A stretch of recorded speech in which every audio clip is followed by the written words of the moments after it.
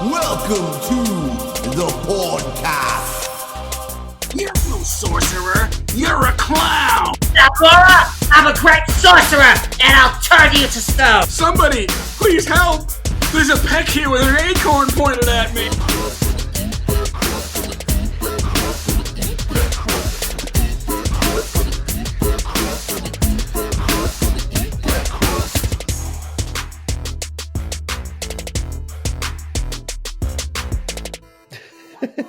We'll be heroes. I just watched the movie last night, so it's still I pretty did fresh. too for the second time. Nice. Watch it today for the second. I fell asleep a little bit though. Ah, dog. I didn't finish it. It's alright. I had to refresh all the scenes. Good. All right. Yeah, I wrote down some quotes Good and shit. shit that were great that I had to fucking. Every time they called him a peck, I had to write it down the way it was. Well, everybody calls. I it know, that. but just All right, let's not talk about it too much. yeah, the context. Word. Unless we're ready to go. Are you guys ready to go? On this tall tale, Yes. I'm ready to go. I'm ready to row. There's Woo! A wholesome story of overcoming adversity. That's right. With skin. So, what up, ladies and gentlemen? Welcome to the podcast. It's You Gonna Eat That Crust here. I'm your host, Ryan Mad Mardigan Wilson, joined with me by Seamus Me Gosh Rogers. How you doing today, Seamus? I'm doing great. Just crawling about, ready to be a hero, find some babies. Right on. Also joining us is our epic host, Greggy Burgle Cut Hoey. How you doing today, Greg? I feel good, but I feel like I got shit on my face. I'll get over it somehow. Yeah, that happens. Well, ladies and gentlemen, today we're going to be discussing the epic movie of the 80s, Willow. I can honestly tell you it was maybe in my all-time top 3 favorite childhood movies. Willow, Return of the Jedi, and Indiana Jones were my jam when I was a kid, and it still fucking holds up to this day. What do you guys think? And I hadn't seen it in a long time, so it was a pleasure. I enjoyed it. Yeah. It was good. It was especially just the way, not the opening scene, I guess, but once you got to see the village. But I'm getting ahead of myself. Yeah. It was a wild ride. CGI and some of the effects are pretty cheesy. Even for the late '80s. But Yeah, but it was cutting edge. It was cutting edge. I don't know, man. Movies like Aliens or movies in the early '80s look better than that. But Actually, it started a new technology. It was the first time they had used morphing, which was Pioneered by the Lucas films there. yeah, it was Lucasfilms and it was a Ron Howard film.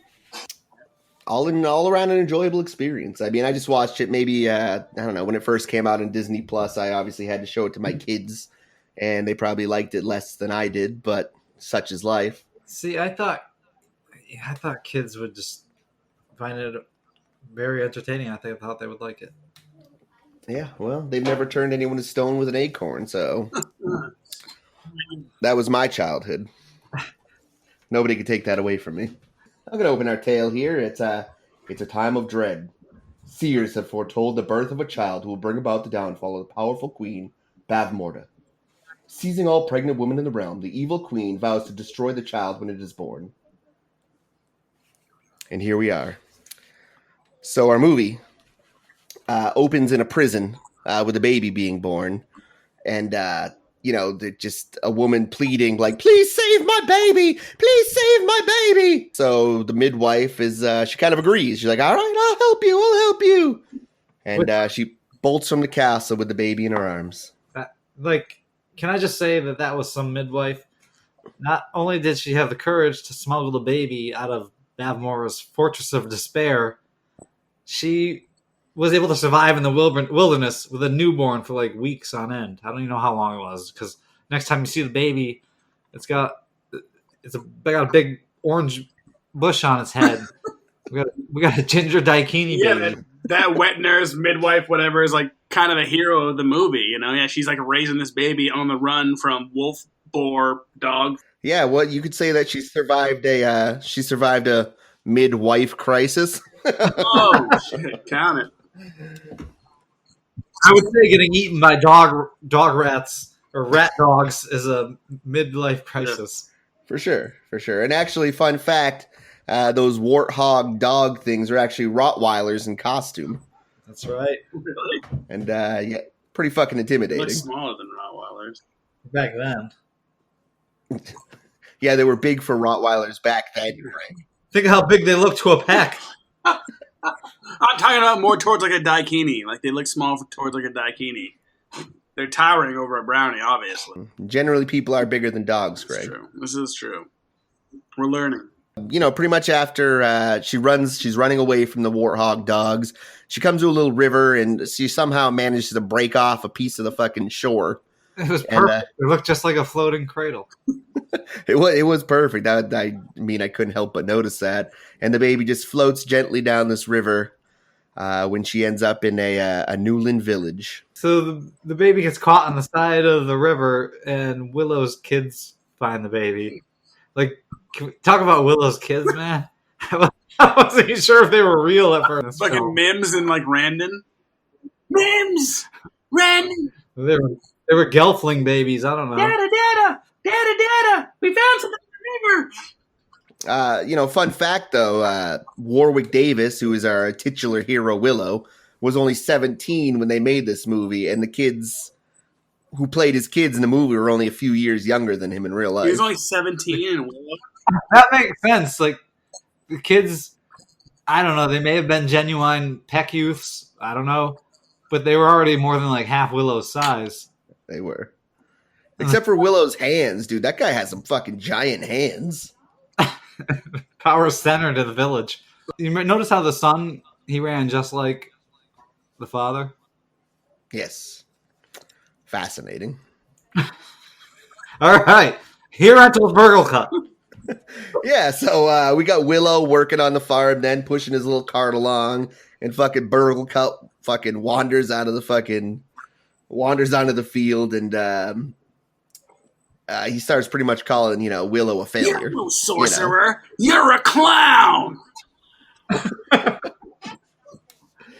Where did you get these seeds, Willow?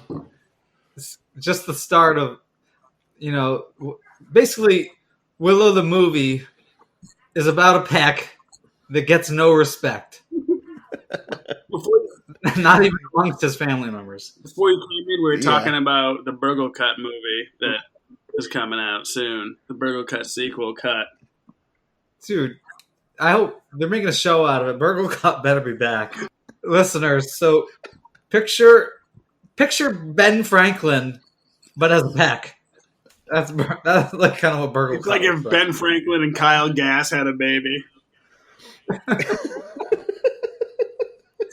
He looks like Kyle Gass. No disrespect to Kyle Gass, because you're the man. I love you. All right, he's Kyle Gass with Ben Franklin's haircut. He's clearly the best character in the movie. You know, shortly after that, Willow goes and sees the baby. You know, the kids show him the baby. He's like, "Don't touch that baby." Yeah. You know, we don't touch daikinis. Don't go near it. You don't know where it's been. But Dad, it's a baby. So Kaya, she discovers the baby, and Willow comes up and tells them all they're definitely not keeping it. Don't even get that idea. The family completely ignores him and goes and walks inside their hobbit hole. Don't you fall in love with this baby? It's like a lost puppy. Like they're trying to like, can we keep it? Can we keep it? Like, no. So you know, after a little baby cuddling, we come to the town party. Like the High Aldwin's going to pick a new apprentice. Everyone's hoping this is going to be the time. Yeah. Before they left, Willow kind of bonded a little bit. Him and the baby, Laura Dana. They looked at each other. They had a moment. Really. Dad, she likes you. Dada. So we're at the town festival. We're waiting for the High Aldwin to make his choice for apprentice, and we are treated to. But they're having like this. This was like there were so many them all gathered. This reminded me like a Men Without Hats video going on. It was awesome. Had a good quaint feel. It was a quaint. It was a fun festival going on. It looked fun. Yeah, I mean, there's a lot going on in this scene. You got people dancing with fucking tree branches, and we have people dancing with sacks on their head and shit. Looks like a genuine like Renaissance fair. Yes, and if you look closely, allegedly, you can see Peter Dinklage playing with the band. Allegedly. He wasn't alive. Yeah. He was actually the same age as Warwick Davis when this movie was made. He's probably older than us, dude. The power to control. Whatever. I'm just telling you what the hours and hours of research told me, guys, all right? Do you know Hi Aldwin? Do you recognize that dude's voice? Instantly, No, I don't. I was like, when he's like, the power to control the world in which finger? It's the dude from Legend. You remember that dude? He was Okay, like, the Tom Cruise movie? Barbecue. I swear he's the dude from He-Man. He could be. too. He probably is from He-Man, but I looked it up completely. It's like his name's like Billy Barty or something like that. But yeah, he was awesome in Legend. All right, so in the town square, we get to see a measure of Willow's little magic act, and he puts a flaming stick through a log on his arm. He separates some fucking rings, and then he goes to make a pig disappear. Can I interject here? Of course. Burglekutt's actually in the crowd, and he has no respect for Willow, but you can see he's somewhat impressed by some of his tricks. Oh, for sure. I mean, he's in his cups too, but he's like, oh, pretty good. He's like, huh, he's got some tricks. Right, until he makes the pig disappear. Well, at first he was odd. So Willow makes the pig disappear. The pig runs out from under the podium, and everyone thinks he's a fucking joke again. So he's chasing the pig, and everyone's laughing. It's great. Yeah, it is. Then after we're shown the High Aldwin getting ready to pick his apprentice, and he just wants to know which finger holds the magic of the world. And they all chose incorrectly, and Willow is once again disappointed. I think the finger game was rigged. I don't even think that he wanted to teach an apprentice that year. I think he just wanted to be like a lazy High Aldwin. No, because he asks him. He tells him. He says, I was thinking about picking my own finger. And he was like, well, correct. Why don't you just spoil the end of the movie? Actually, it's not the end. That wasn't the end of the movie. That's like 7 minutes from now. That was 7 minutes from the end? No, I'm talking about... shut up, I was wrong. Yeah, I was going to say, that was like right after that beginning part. I took notes. Damn you. All right, so after nobody picks correctly, pretty much all hell breaks loose. We get the fucking Rottweiler hog dogs fucking running through town, turning over fucking baby carriages and shit. And this is where the village hunting party comes Fucking in. Von Car.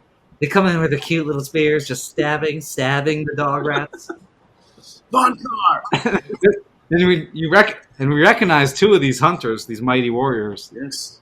One of them's Greg, what are their One of names? them's Tony Cox. That's One of the main guy, Von Carr, is Phil Fondacaro, but it's just Von Carr. He's the main dude, and then the rest are Von Carr Warrior, which is Tony. I noticed that. I was like, how come they didn't even get names? They weren't as cool as Von Carr. It's like you have to earn your name in Von Carr's group. Imagine like Until then, you're just Toby Von Carr and. imagine a group of Daikinis like rolls up on those guys like fully armed. Like they'd probably just like start laughing like Eric, like They would probably like come out like a bunch of luchadors and just start spinning all over them and climbing up them.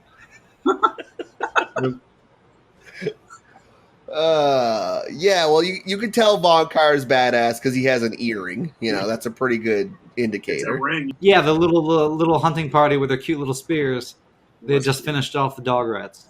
They did, and they find out that the dog rats were after a baby. A Daikini. This is where the village council commences. Yeah, well, yeah. You also got Willow frantically running towards his cabin, going, "Kaya, Kaya, Kaya!" And she's just chilling, like she didn't even know all hell broke loose outside of her little hut. Yeah.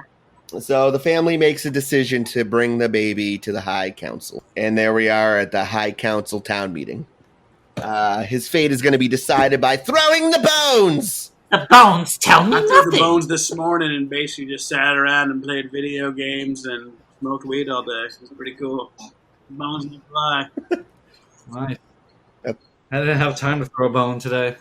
You got to make time to throw a bone, Seamus. You know what I'm saying? All right. So, he says the bones tell him nothing. That's when he poses the question to Willow about, which finger did you really want to choose? Like, my own finger.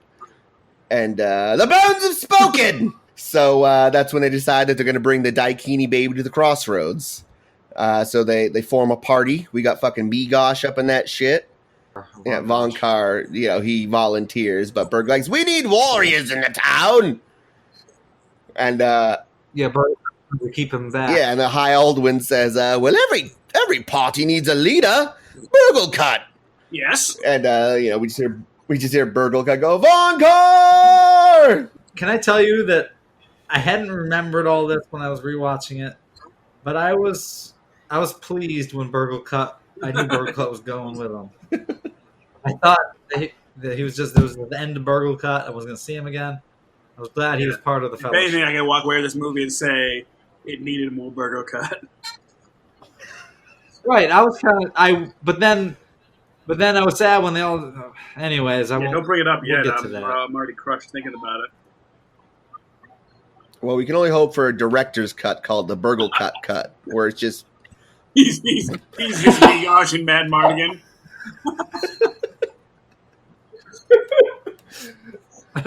Burgle, you are great with a sword. Or outtakes of just them all in the village or doing their scenes, like Jackie Chan at the end. Doing we can only hope. That's in the near future. This podcast takes off. We can fucking fund this Burgle Cut movie. This Burgle Cut thing. Jail to it. I don't know. Guess we'll have to wait. Time will tell. Time will tell. So our heroic party goes to set out on their adventure. Motherfucking Willow gets Kaya's braid, little braid of pubic hair to tuck in his belt. Mean bush hair. Good luck. And the High Aldwin gives Willow 3 magic acorns. And these acorns are, supposed to turn people into stone. So that's pretty hype. It is pretty hype. It is. And I will say that was a fond childhood memory of me running around my yard with a fucking pocket full of acorns, just turning my brother and sister to stone. I also used the magical stone acorns. Well, this leads me to throughout a question I wanted to ask you guys. Would you guys embark on this adventure to save Lord Dana? To save a or ginger would you, daikini baby. Even if we're Pecs, we're Migosh, we're Burgle Cuts, Where everything's against you, no, the world Yeah, doesn't give you exactly. any respect. Well, guys, I think if anything comes through this movie and through this podcast, it's that you can't cast me as one of the little people in the movie because I'm clearly the Mad Mardigan of this group. I'm suave, charming. I'm one of the greatest swordsmen of all time. Obviously, I would embark on this adventure. I think the only thing you and Mad Mardigan have in common is that you both lie. You're not the Mad Mardigan and You boast about things that aren't real. Well, how about we both, put on incredible weight after the 80s? Well, I think I did, since I weighed probably 45 pounds in the 80s. I would not go on this adventure. I would Burgle Cut the shit out of it and be like, Von Carr, stay here. Oh my god. You have to deliver a baby into another Daikini's hands. That's not like... It's not going into Mordor or anything, Greg. They are going into Mordor. They got fucking, dogs stalking them that are bigger than they are. This is true. They have the dog rats after them. Like, one of those things gets a hold of any of those fucking... One of those things bites Migosh, dude. Migosh is fucked. And I don't want Migosh to go. Like, Migosh is the man. Migosh is my boy. Yeah, well, Migosh really didn't do anything except volunteer, which makes him braver than you. Absolutely. Migosh is definitely braver than me. He was there for moral support. He was. No denying that. And he's helping do the right thing. So our brave adventurers are supposed to give the Daikini baby to the first, Daikini they see on the crossroads. And, they have to do some fucking hiding from a small army and a bunch of fucking rat dogs. They hide in the bushes and shit, and they stick to the woods after that. And then the first Daikini they run across is in a cage, and it's our, it's fucking Val Kilmer. So hold on, before we get to Mad Mardigan.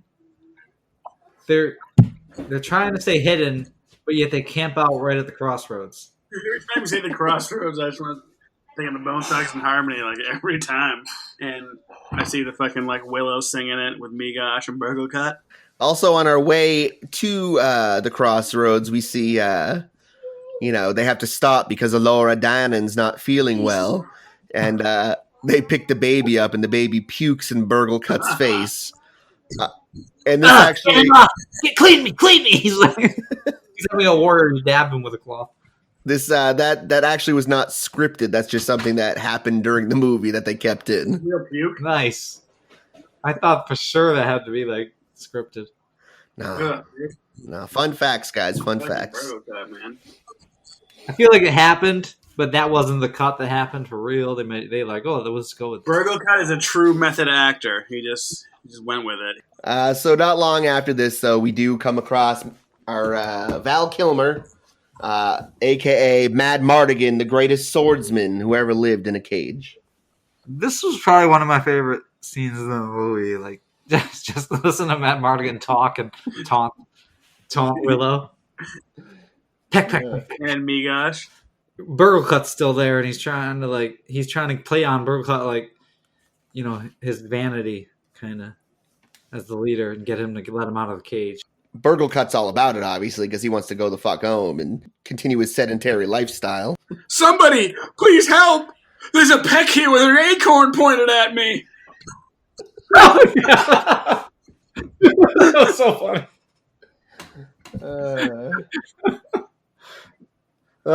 Just some of the Val Kilmer's dialogue and acting here, and I heard some of it was just freeform. Yeah, a lot of it was ad-libbed, I guess. Yeah, it was fun. So Migosh and fucking Willow stay behind with the baby, having a little campfire that night, and Burglecott takes the hunters and he goes home. This was the job. Get him to the crossroads. Burglecut, don't leave me alone. How are we going to finish without Burglecut? How are we going to get the job done? We can't. So eventually, Mad Mardigan tries to appeal to them. Willow goes to give him a sip of water, and all we hear a fucking army come, fucking stomping through the roads. And, they ask, what is that? And Mad Mardigan says, 200 horses, 5 or 6 wagons, and about 1,000 fools. And, then we see the army come across Willow, and everyone's like, excuse me, pardon me. Like, move aside, Peck. He almost got run down by one of the messengers. Out of the way, Peck! Excuse me, we found one of your Daikini babies near our village. Could you take care of him, please? And that's when we're introduced to Eric, and he's like, find a woman to take care of your baby. Yeah. Seriously. Just kidding. And then Mad Mardigan pipes in, and that's when we kind of find their connection. He's like, they probably thought you were a woman, Eric. Because that stupid hair you have, that fucking sword that's attached to your hand. I hate you, Eric. Fucking. I don't know. He really rubbed me the wrong way. I didn't like him. He reminded me of like Ian Ziering or whatever. He was like Jake Busey's older brother. Yeah, Ian Ziering. Yeah, that's we hear Eric pretty much. He's like, you're nothing but a thief. You follow nobody. And we kind of get a glimpse of who Mad Mardigan really is. So they don't tell you in the movie, but there's actually some background between them. They used to be best friends, and Mad Mardigan abandoned him or something over a woman or something. It does happen from time to time. Give me a sword. Let me win this war for you, Eric. So, they leave, and pretty much we realize after that what a smooth-talking motherfucker Mad Mardigan is, because he gets him to free him from the cage, and he gives him the word of honor that he's going to take care of the baby. He said what a gullible pack. he said he knows women that'll take care of the baby. Like and if he just had throwing him up on the shoulders and stuff, and like my children, like he's like, he gives him the baby. He's like, here's extra changing cloths. Here's his milk bladder. He's like, milk bladder? Is there any milk in it? It's for the baby. For the baby. Don't call me a peck, Mad Mardigan. So Mad Mardigan goes his own way, and the fucking Megosh and Willow go back their own way, and they're super fucking amped. They're saying, we're gonna be the heroes of the village. You'll probably give us medals. There goes Megosh and Willow off good. Heroes. And, as they're walking, being all stoked, we see the fucking baby fly by on a falcon by the fucking brownies. I was dying during this scene. This was the best scene in the movie. Oh, man, I was literally LOLing. I stole the baby from a stupid man! I'm buying an owl with the baby or something. It was a falcon. Whatever. Yeah, so after that, Megosh and Willow start to get attacked by tiny little arrows. They're getting attacked by all these brownies. Yeah, brownies live big, man. They don't let any peck. That's another around. question. Who gets it worse? Like, where's the hatred more for in the movie? For the brownies or the pecks? Because people hate the brownies. They're like, yeah, brownies, gross. Yeah, but they're not as much disdain as a peck. That's what I'm saying. Well, that's the question I was asking. Like, you think the pecks get it worse than the brownies? I think the people find the brownies more like mosquitoes, like super fucking annoying. Crawling in brownies. Good. Fucking, they got nuts in them. Let's fucking eat them. I think that just takes away from brownie. No. Oh, Jesus. You're very strong. Peanut butter. Very strong beliefs on food, Seamus. I think Megosh would eat it. Burger Cut would be all about it. And we know Burger Cut's the fattest of the bunch, so. Burger Cut would probably have ham in his brownie. He would have second brownie, for sure. So while our heroes are getting attacked by tiny arrows, they start to run away and they fall down a trap set by the brownies. They wake up tied up and getting fucking, like Gulliver's Travel, right? Is that the movie? That's the movie. Yeah. Yeah, he wakes up like tied up. The brownies tied him up. They wake up getting sodomized. Wait, what movie we watching? Maybe you watched a different Willow. There's a brownie at my bunghole. Oh shit, that was Pillow. Fuck. What? I swung. I missed. Pillow. I struck.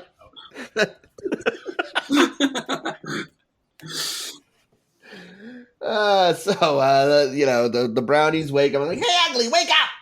And, the brownies are just pulling them along. And they come to a fucking spectral wizard type being. She was a sorceress. It was Shalawinda.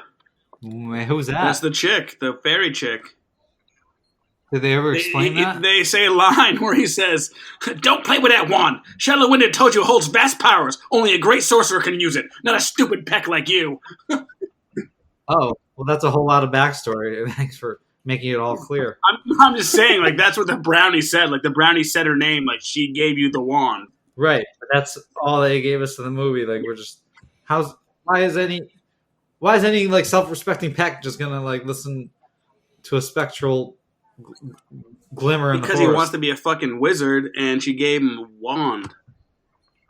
That's true. She did give him the Harry Potter wand. It's pretty Harry Potter looking. It was curled up and everything. Now, was it a Harry Potter wand, or did Harry Potter get a Willow wand? Oh. Shit, well, Willow is in, or fucking Warwick Davis is in, like, every single Harry Potter. He prays for Professor Phileas Flitwick. Did Peter Jackson steal the Peck Brigade for his Fellowship of the Ring. Maybe that's why I was thinking it was more had a Fellowship of the Ring feel, but maybe he stole it from Willow. Fellowship was way before Willow. Not the movie. Yeah, but the movie was based on the book. Yeah, but I'm talking about like the visuals and then like traveling and walking in groups. Whoa. There was a book? All right, so fucking we come back and our heroes are tied up and we hear the fucking spectral wizardess, sorceress, she kind of lays it all down for everybody. We find out the baby's name is Alora Dannon, and, how do you know that? She's very special. The brownies have searched for her since she was born, and she's chosen Willow to be her guardian. That's when she's like, you need to take my wand to the sorceress, Fin Raziel, and she will guide you to good king and queen to take care of her. Fin Raziel's hot. Well, seems legit. I guess I'll do it. Yeah, I mean, choice now. Seen what this wand can do, but better the Otis. What about Migosh, though? What's going to happen to Migosh? Well, I think Willow is the first time he's felt important in his life, and he didn't want Migosh to overshadow that. So he's going to go home. Migosh. Don't fuck Kaya. She's mine. I wouldn't touch Kaya with a 3-inch pole.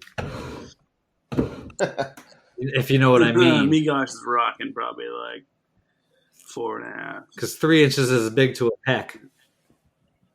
Lady. Migosh has a daikini cock. What the fuck? Willow, I don't know. Willow basically says, like, you need a warrior for this. I'm short even for a Newland. And, the sorcerer says, like, Alora must survive or Bav Morta will ruin everything. She basically says, like, she's the Donald Trump of evil sorceresses. All right, and so then our heroes got to fucking start their quest to go find Fin Raziel. And, Migosh, he's peacing out. Willow. Just backing up a little bit. Like, this is not what I signed up for. I'm not your Samwise. So we end up at a tavern anyway. And, Willow asks if there's any fresh milk for this baby. And get out of the way, Pecker. We'll cook you and eat you. Yeah, that was hilarious. Get out of here, Peck. Yeah, and that's when we find out that Mad Mardigan's also in this tavern, dressed in drag, banging this dude's wife. And the husband's name is Lug. Before that happened, Kevin Pollak, one of the brownies, was asking for the love dust because he saw a bar wench he was interested in getting with. So he was trying to get the love dust from the other brownie, and it hit him in the face, and he ended up seeing a cat, falling in love with the cat. Cat wanted to eat him. He ends up falling in a mug of ale or something. It's beer! How is he going to mess with that bar wench? What's he going to do? Like, climb in her vagina? Like, what if he gets, like, sucked all the way in and he's in her body and, like, just fucking... You never tried a gerbil like Richard Gere? So basically we find out that Mad Mardigan's dressing up like a chick named fucking Hilda, banging this other chick. Her husband comes in, there's nobody here but my cousin. And fucking Lug comes on pretty aggressively. And, yeah, seriously. Right with his wife there. Doesn't care. He's got game. And he just looks Mad Mardigan in the eye and says, you want to breed? He grabbed her titty, too. Or his stuffed titty, whatever. Big old titties. Lug don't care about no Adam's apple. Lug just wants something to pound on. All right, so, after that, basically, Sorsha and her man, Sorsha's Bav Morta's fucking daughter, they bust into the place and they start fucking looking at all the babies and demanding to see their arms. Like, how many babies are in a tavern? You would think none, but I mean, their laws were a lot less strict back then. They shouldn't. I don't know why everybody had to get all Puritan on it. I don't see anything wrong with it. Absolutely not. I mean, if you're dating a lady with a young baby and she's like, oh, I can't make it, I'm a baby. Well, hey, Bring the baby. People were telling him to get the fuck out of the bar, too. They were like, get out of here, Peck, or we'll eat you. You got a baby in here. Come on. Yeah. Well, it's a weekday. Obviously, it's okay for someone else to do it, not a Peck. That's true. It's like, Don't you think if we stop stigmatizing bringing babies in the bars, a lot less people would be leaving babies in the car while they drink in the bar? This is true.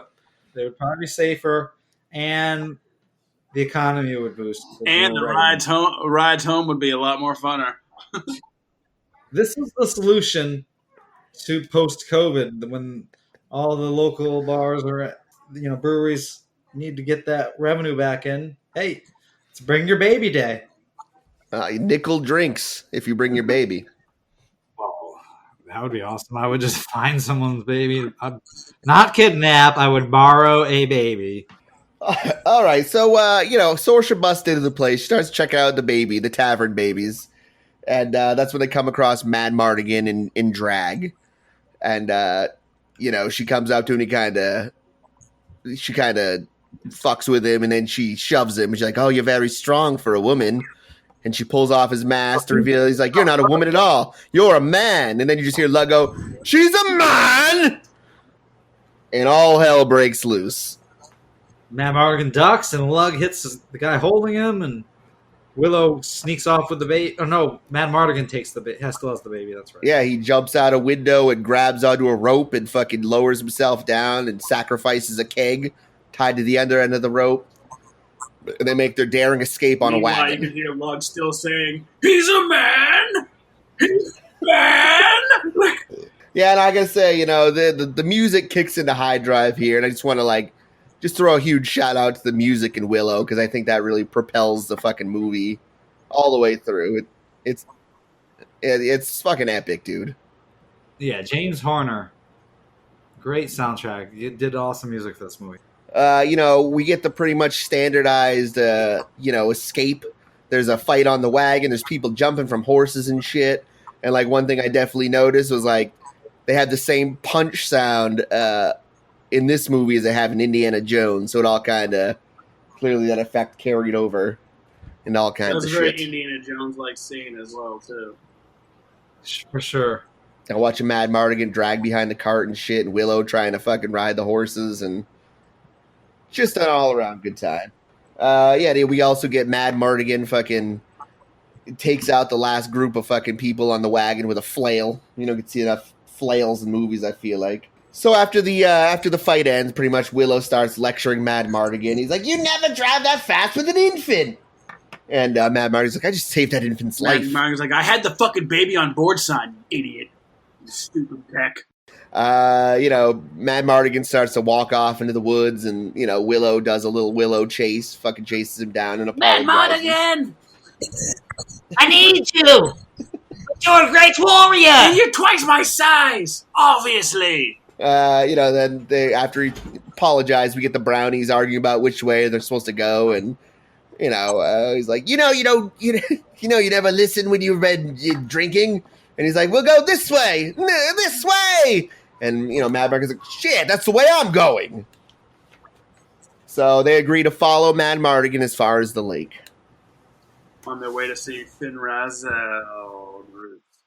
They have a little fucking camp out, while they're looking for the lake, and Mad Mardigan's like, "Mumbo, Jumbo, go give me some eggs or something." We're not your slaves.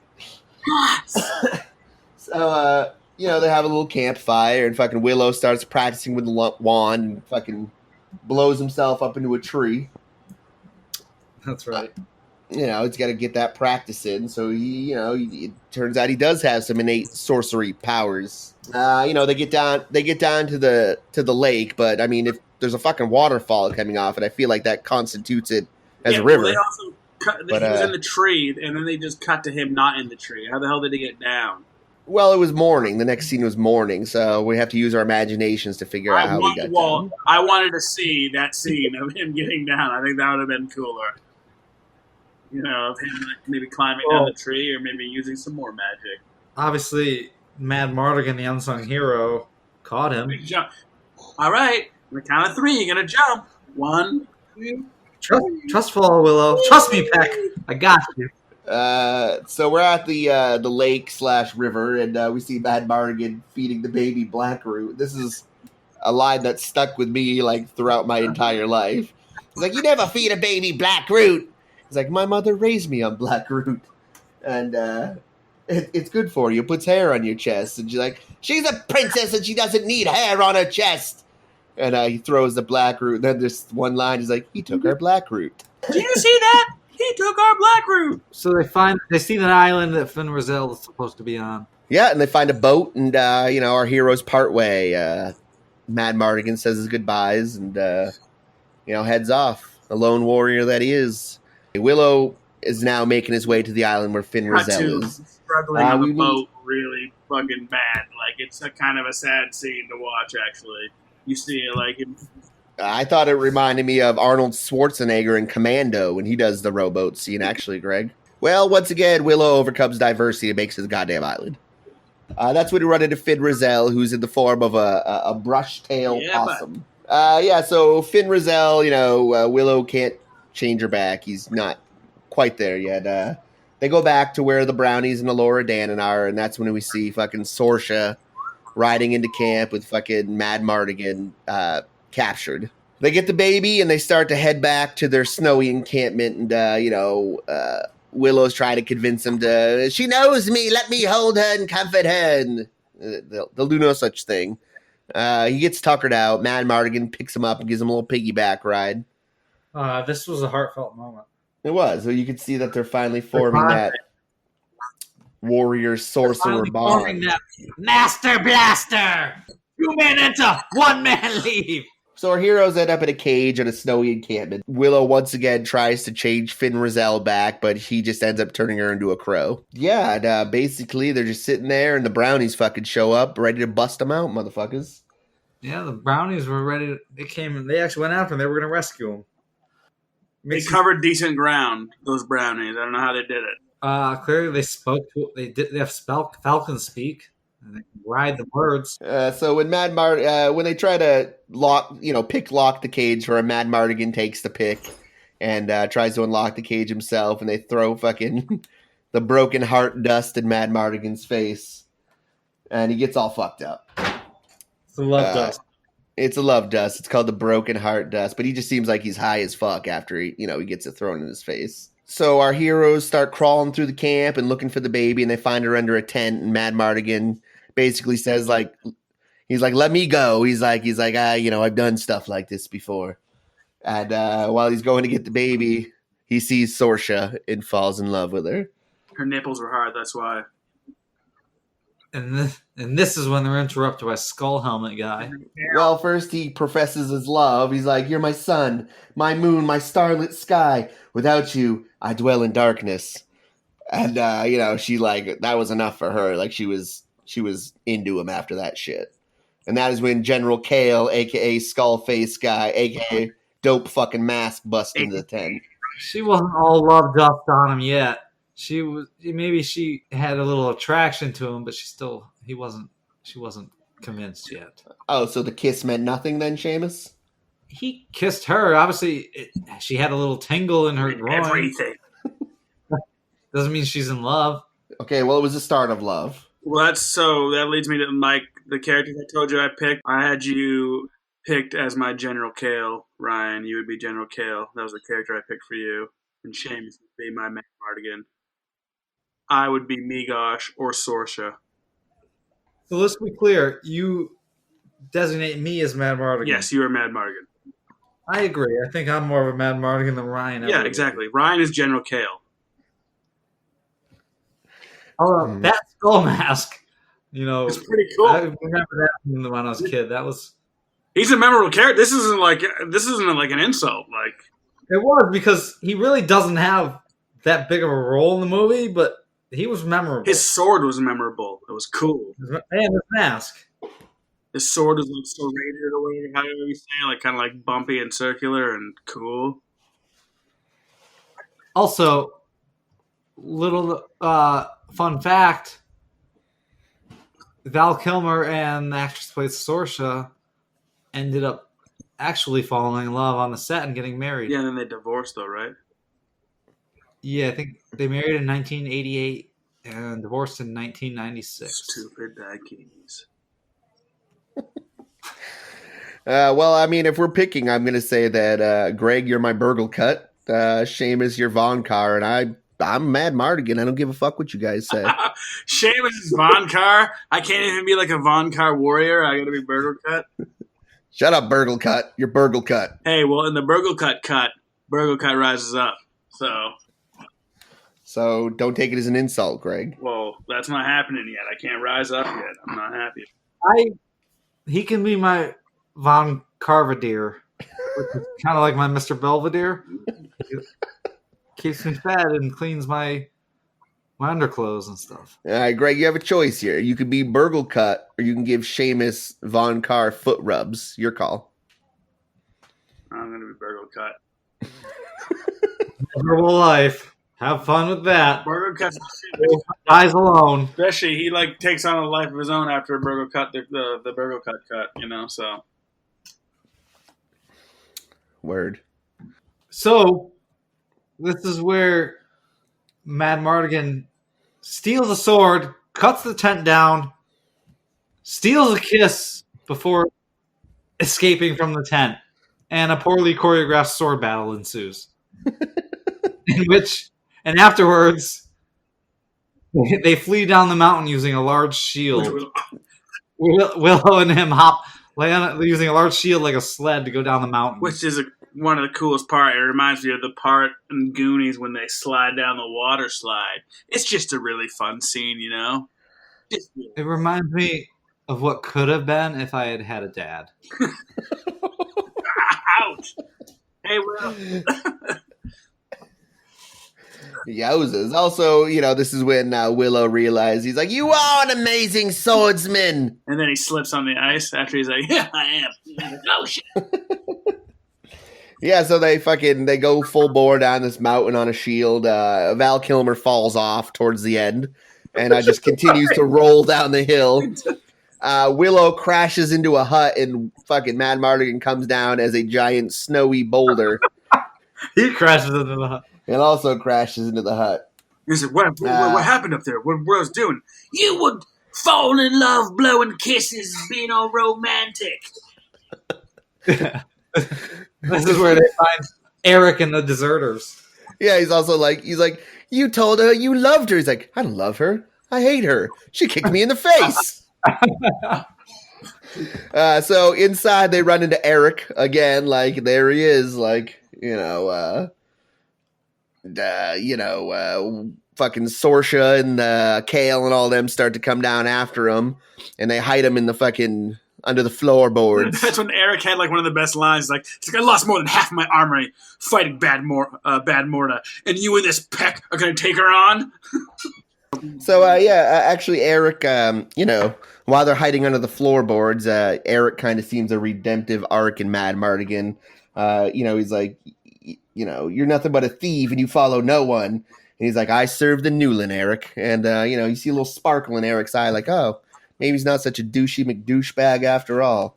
Well, they were friends. Win me this war, Mad Mardigan. They were friends. And it's like your ex-wife or your ex-girlfriend, you're stuck in a shelter with no power, and what's going to happen? I mean, you rekindle things. Throw them to the wolves. You're hiding out. There's danger around, and True. So basically, General Kale and his men come in, and Sorsha ends up going down to where our heroes are hiding, and Mad Mardigan grabs her and fucking makes his way out of the house by holding a sword up to her throat. And our heroes make an escape on a few horses. And, as Kale and his men go to chase him, Eric and all his men bust out and fucking, basically get their backs. Our heroes are now making their way to Tirasleen. Mad Mardigan's got her on the fucking horse, and they're having a little back and forth chit chat and shit. And he said he's going to chop her hair off if he doesn't keep it out of her face. by her he means Sorsha, Yes. and not Aurora Nanon. Be an entirely different movie if that was the case. Then Sorsha pretty much makes her escape, fucks Mad Mardigan up a little bit, runs away, and Willow's like, leave her, we don't have time. We've got to get to Tirith Lane. So they get to Tirith Lane, and it's fucking abandoned. The only thing they find there is troll shit, and Ugh, why did I listen to you, Peck? Willow hates trolls. Well, there was a bunch of people encased in ice. Yeah, that's never good. Bad Morta did that shit. Yes. Well, once they get there, anyway, this is when Mad Mardigan finds the armory and suits up. He gets a fucking sword, a bunch of crossbows and shit, gets some armor, and he's ready to go after that. He starts setting up traps everywhere. And, when Kale and his men arrive and Sorsha, fucking all hell breaks loose, boys. This is when the trolls attack. Yep. Willow! Use the wand, not the troll! Oh, that's right. Yeah, he also attempted to change her again, and he changed her to a goat. Oh yeah, and I made her a goat. Sorry, people, we didn't inform them. Oh, you idiot. So Willow uses the Harry Potter wand to turn the troll into like a giant meatball with all of a sudden twin aliens are hatching from it. Willow kicks it into the moat below, and it appears to have like wet mogwai effect, where it morphs into something else. Turns into a two-headed fire-breathing gremlin because it got wet. All right, not only that, but it is the most George Lucas-looking fucking dragon you could possibly ever imagine. All right, so let me hold you up there because this thing was called the two-headed beast was called the Ebersisk, which is a combination of the names of famed film critics Roger Ebert and Gene Siskel. I think Lucas was kind of making fun of them, or he must have gave them a bad review somewhere down the line or something. But the director, Ron Howard, said the part of the Ebersisk was modeled after his brother Clint, whom would make cameo appearances in his films. Ron couldn't find a part for him, so he modeled the two-headed dragon after him. Aww. Clint, he's an ugly bastard. That's heartwarming. Yeah, but while this dragon's, being born, like, shit is going down. Like, Mad Mardigan's back flipping all over the place and hitting people with crossbows and fucking people up left and right. We really do see that he's pretty badass. And meanwhile, Sorsha is just, like, watching him, like, when he's fighting, and she's, like, just gushing, like, fucking just wet. Just She's him, wet. like, he's just doing his thing, and she's, like, in the middle of battle, like, when everything's going on and fighting, and she's just, like, watching, just staring at him do his thing. Taking on He's a rogue. The ladies love him. I love him. So, Mad Mardigan's running around fucking shit up, and, he thinks everyone's afraid of him all of a sudden, and unbeknownst to him, this two-headed dragon has risen up behind him, and he does give that very Indiana Jones-esque look where he's like, huh, and just fucking runs off. But obviously, Mad Mardigan's badass enough to get on top of the dragon and stab him in the head. And this is where all Sorsha's inhibitions crumble, and she's just got wet panties, and she just falls for him. And they make out amidst the battle. And then fight back to back. Classic. And then Kale sees him fighting back to back, and he's like, I'm going to run and tell your mother. Oh, but first, I'm going to steal this Daikini baby. The dragon's head also explodes in a fiery explosion. Which is weird. He stabbed... It's probably because he ate one of the trolls. Yeah, he stabbed one of the dragons in the head, and that head died. I thought he had to fight both of the heads, but after he stabbed one of the heads, the other head exploded. It didn't make any sense to me, but... Well, we don't have time to explain dragon physics to you here on this podcast. There were twin dragons linked at birth by magic. Obviously. Duh. I think they'd fix that shit in the Burgo Cut, but that's just me. Eric shows up at the end, at the end when they take the baby. Kale fucking overpowers him, and he comes out like all bleeding. He's like, they took the baby! They took her! And then all of a sudden, like, Val Kilmer is like, shit, I'm getting some pussy now. What's up? Let's go save this baby. Let's go. And then Source is all about it as well. Yeah, well, that's Mad Mardigan inspires, Willow. He's like, come on, let's ride. Don't you want to ride? And Willow gets that little twinkle in his eye. And that's when they head off to storm Bavmorda's castle. With Eric's army. Yes. And then Eric's basically again, he's like, I lost more than half of my men fighting Badmore's army. And you and this peck are going to take her on? Yeah, okay, I'm coming with you. Let's do this. I'm Eric. I got sweet hair and a sweet sword that attaches to my hand. When they arrive at Bavmorda's castle, she kind of shows everyone that she's not someone to be trifled with.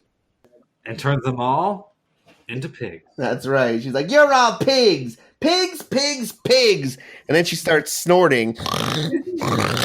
And I don't know if that was part of the spell, but I mean, what flair it added. Yeah. She also, including her daughter, turned Sorsha into a pig. I don't know if she turned Sorsha into a pig. It didn't show it. She was on the ground like, my stomach hurts. She didn't say pig to her. She just like fucking flexed her hand like, here, I'm not going to turn you into a pig. Wait, your stomach hurt because she was being turned into a pig. And pigs' stomachs hurt because they eat too much. I thought you just gave her a bad case of acid reflux. I think that was the case. All right, but, our hero is saved from this spell because he goes into the tent with Finn Rizal, and she's like, use the shelter spell, Willow. And Willow does a little shelter spell, and then she's like, change me back, Willow.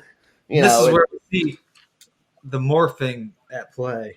Yeah, this is when you get to see the historic moment in filmography. Yeah, it really did change a lot more shit than I think people realize. Ostrich.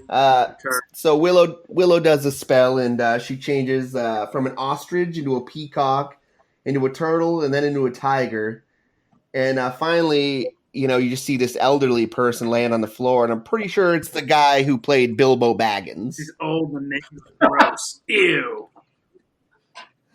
I loved earlier on when he's first trying to do the spell, and Mad Mardigan's like, "What do you even look like anyway?" She's like, "I am a very young, attractive woman." He's like, "Concentrate, Willow."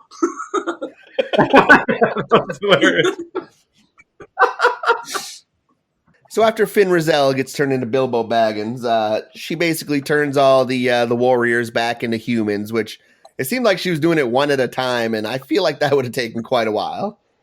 But that's what happens anyway, and we cut to a scene of Laura Dannon being prepared for the ritual, and she's wrapped in a blanket and what looks like shoddy electric tape. And then the fucking Bad Morta's wrapped like a mummy. She looks like a Mortal Kombat character. Oh yeah, she looks like the guy from Thundercats. Yeah, Mumra. That just crossed my mind. Yeah, she does. She's pretty crazy looking. She's a pretty cool villain. Yeah. She definitely has a big transformation from the start of the film.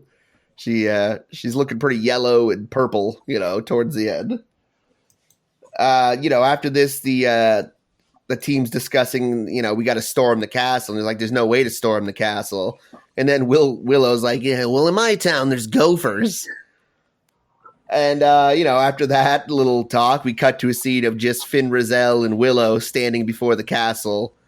Saying, let us in, we are powerful sorcerers. Finn Rizal and, Willow demand they surrender. And as they open the gates and start riding out, fucking Eric and his men and Mad Mardigan, Sorsha, come out from underneath the tarps of the ground like fucking gophers. And they attack the army. Smart. Obviously, we have the epic music score swell as our heroes ride into the castle. And, the ritual's pretty much fully underway here. Mad Mardigan and Eric and his men continue to fight, and Sorsha, Willow, and Finn Rizal sneak up to Bad Morta's lair, as the fight ensues downstairs. And this is where Eric fights General Kale. He doesn't really so much fight him as just get stabbed and die. Oh. He killed General Spinach first, though, and then he took on Kale. He did have a +10 sword. Yeah, so, Eric dies at the hands of Kale, and, Mad Mardigan just gets this warrior lust in his eyes, and that's when the fight with Kale ensues. Well, so Eric didn't die yet, because after the fight, they have words, of course. Yeah, well, it was a mortal wound. Well, yeah, exactly. Well, he's still alive though. They still talk again and say like, "Win this war, win this war." Unfortunately, General Kale dies by getting impaled on his own sword and thrown off some steps. Not really a badass way to go out, but it happened. Yeah, but he got stabbed by like 3 swords. He got stabbed by like 3 swords and then impaled. So, like, it took a lot to bring that dude down. Yeah, because he had bone armor. Yeah, you were very impressive, Ryan. Yeah, so basically after this is when Finn Rizal comes in during the ritual, and we get to see a fucking dope-ass sorceress battle. And special effects here. I feel like maybe Sam Raimi stepped in to direct this part because, like, everything that happened just reminded me of fucking Bruce Campbell in Army of Darkness. We got people levitating and fucking floating around, and we got ice, and we got fire, and it's everything you could really want in a wizard's duel. I love that little gif I sent you guys. Just when she's like, "No, no, no, no, no, no, no, no." That fucking kills me. And I remembered that from like way back in the day, and then when it happened again, I was like, "Yeah, that's right." So during the battle, the Bad Morta and Finn Rizal are fighting over the wand, and it looks like as though they zap like a fucking water fountain, and the water fountain comes to life and starts chasing Willow around. So that's a pretty, epic battle for, a little fella. It's like if a pack thief tried to go into the Beauty and the Beast mansion, they met and he was chased by all the cabinetry and pots and pans and stuff. Yeah, and after this, Finn Rizal pretty much gets knocked out, and it's just Willow and Bav Morta mano a mano. Willow basically just brags. He's like, he throws a fucking acorn at her, and turns her hand to stone for like 15 seconds, and she just like, no, and just fucking drops a handful of powder. Bav Morta's power is too great. Yeah, well, this is when Willow proclaims that he's a great, one of the greatest sorcerers, even greater than Finn Rizal, even greater than herself. And, he says he's going to make... Laura, I'm a great sorcerer, and I'll turn you to stone. This is when he pulls off his famous disappearing pig parlor trick, but with a baby. Bav Morta fucking loses her shit after he makes the baby disappear. He's like, it's not possible! It's not possible! And then she goes to raise her wand in the air and gets fucking struck by lightning. Fucking, she gets engulfed by this red mist. She turns into red mist herself and just kind of floats out through the roof. So, I was very curious what the heck went on here. Was this just like the ritual gone wrong, or was this a god from above? I was wondering too. Yeah. Well, she spilled some, little decanter of red liquid on the floor, and I assume that was some sort of magic liquid. And, you just don't mess with magic. Rituals are very serious, and magic's unpredictable. Yeah, and I feel like lightning doesn't mix well with anything, so then you throw lightning and red goo, and there's obviously going to be some results. See, I thought that the ritual was in process, and that, like, she was, the ritual got interrupted, and the lightning was coming down either way. It just happened to be that she lifted the wand up. That's what I thought. Yeah, well, any hoozle, that was it for Bav Morta. Gone. But not forgotten. Never. Bav Morta's dust in the wind. Yeah, so, after this is basically a goddamn celebration, Willow rides back into town on his majestic dwarf pony. He gets awarded a book of magic. They give him a magic book. Fucking the bird poops on Brocut's face. Well, this is after Willow demonstrated, how he could turn a fucking apple into a bird now. So he's clearly become the sorcerer he was destined to be. He returned home a hero and finally gets the respect he's craved. That's right. And even Burglecut's a little like, oh my god, he's back, and then a bird shits on his face. So Burglecut, he gets a lot of fluids thrown in his face throughout the course of this movie. Maybe that's why he's such a jerk, because he's always been bullied his whole life. He just turned into a bully. That does happen. Tragic tale of Burglecut. But this pleasurable tale of a peck overcoming all odds and going home a hero. Fucking heartwarming. Great ending. I kind of teared up a little bit. Good movie. I was happy to see it again. I just listened to my buddy's podcast on it, and they trashed the shit out of this movie. Like, obviously, it's not like an award-winning movie. It's like a fantasy, like, adventure, 80s movie. But it's entertaining. The story's cool. I mean, the acting's not top-notch. It's not Daniel Day-Lewis as fucking, Willow Loft. Whatever. I thought it was great then. I thought it was great now. Oh yeah, I definitely remembered it differently, but it was still a surprise. And also, did the Labyrinth win any awards? no, but he was in the Labyrinth. Who was he? Hoggle? I don't know. He was in 19. I gave up on writing the characters he played because there were so many goddamn movies he was in. Like every Harry Potter. I remember him in Ray as well. He was in Ray. Warwick Davis has been in more movies than Nicolas Cage. And Kevin Bacon combined. Yeah, right? That's what I was going to say at first. I couldn't remember his name. All right, well, boys, I'm going to say that I don't give a shit what anybody's opinion is because this movie captured my heart and imagination as a child, and I think it stands the test of time. It's still like a great high fantasy movie, and tell you what, motherfuckers, I'm going to give this the golden, coveted 8 stuffed crust. 8 stuffed crust? 8 stuffed I crust. was about to ask how many crusts we given. All right. Well, I'm giving it 8 stuffed crusts then. And still, I mean, obviously, some was taken. Some has been lost in time to it. Technology and special effects and everything like that. But great movie. Yeah, for that reason, that technology, CGI stuff, I'm going to give it 7.5 crusts. I'm not going to eat that crust. I'm just going to take a bite of that piece of pizza and put the rest back. But 7.5 regular crust cheese pizza is pretty respectful for this movie. I thought it was awesome. It was good, yeah. It's a respectful rating.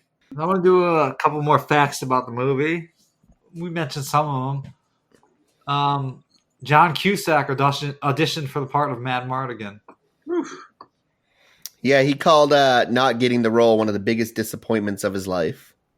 I bet. He would have been awful. He would have been an awful Mad Mardigan, I'm sorry. Are you kidding me? He's a fucking goofball. He is a Stick to your goofball. fucking high fidelity, motherfucker. How he's done any parts. I'm going to disagree. I think he would have been. I don't think he would have done it justice like Mad Mardigan, but I don't think he would have been like a fucking shit.